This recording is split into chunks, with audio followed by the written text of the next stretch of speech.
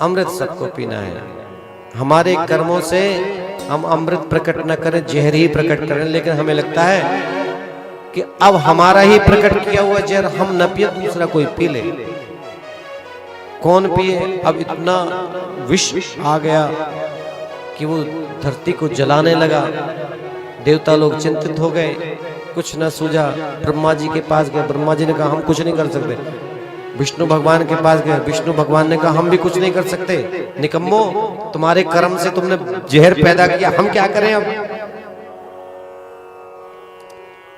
कुछ नहीं कर सकते हम,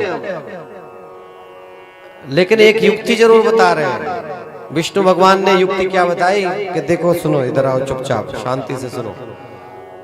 एक शंकर जी हैं भोलेनाथ, कि उनके थोड़ा मीठी मीठी बातें करना है और एक लोटा जल चढ़ा देना और चुपचाप कहना कि प्रभु हम तो आपके दास हैं और आपकी शरण में हैं, हमने जहर प्रकट किया है, बस केवल इतना ही करना है कि पी लो आप।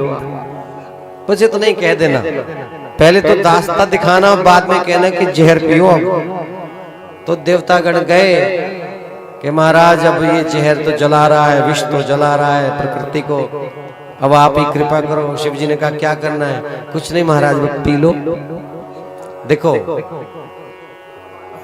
हम अपने कर्मों से जहरीला वातावरण, जहरीली व्यवस्था ही पैदा करते हैं। अब फिर हमें लगता है उसका जो प्रभाव है, दुष्प्रभाव, हम न झेले, कोई और झेले, पड़ोसी झेले।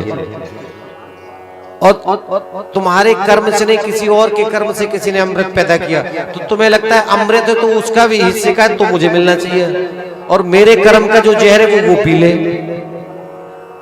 ये दुष्प्रवृत्तियां है हमारी, ये सोच है हमारी। लेकिन गौर करना, भगवान शिव ने प्रसन्नता के साथ देवत्व की रक्षा के लिए, सृष्टि की संरक्षण के लिए क्या किया?